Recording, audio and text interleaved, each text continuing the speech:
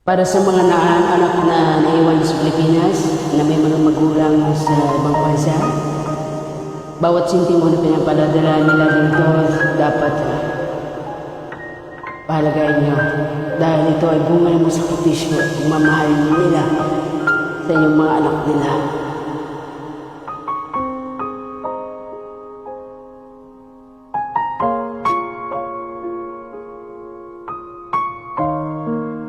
Carla, sana hindi na ako nag-iiyak.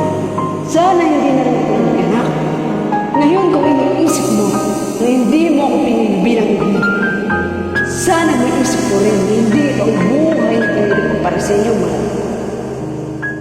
Kung iniisip mo na sana binalik na lang kita sa tiyan ko, sana maisip mo rin na ilang beses kong gusto na hindi na kayo pinanganak. Para hindi nyo na maranasan ang hirap dito sa mundo. Pero nandito na ako. Nandyan kayo.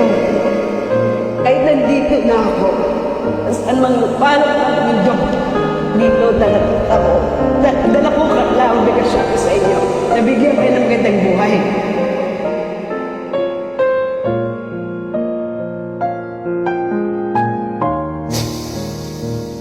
Dahil mahal ko kayo, Carla. Dahil mahal ko kayo.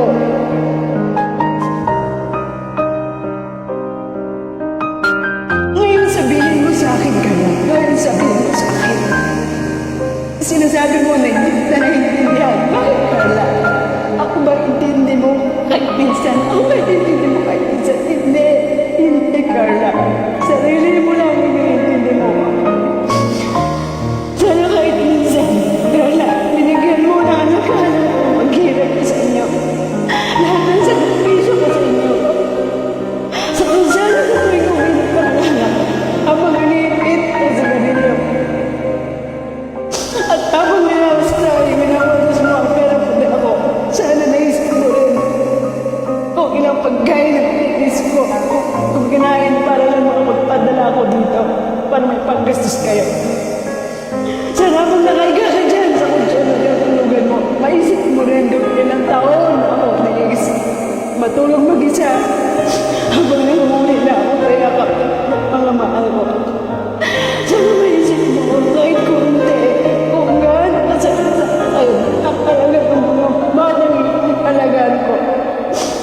Kayo mga anak ko, hindi ko malang matagaan.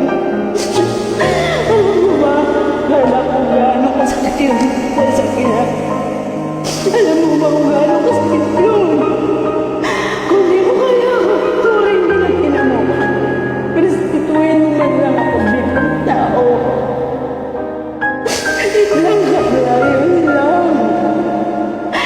Restituin mo ako bilang tao.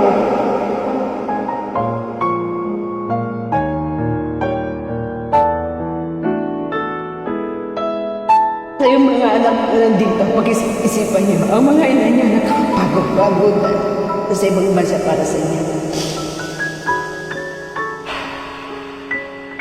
Nadala ako nun na salamat sa Joy na actually hukot kasi hindi ko man naranasan sa sarili kong buhay pero nakita ko sa buhay ng isang kaibigan na nasa ibang bansa habang yung mga anak niya nandito lang napakasarap sa buhay. Alam niyo na. Thank you for joining.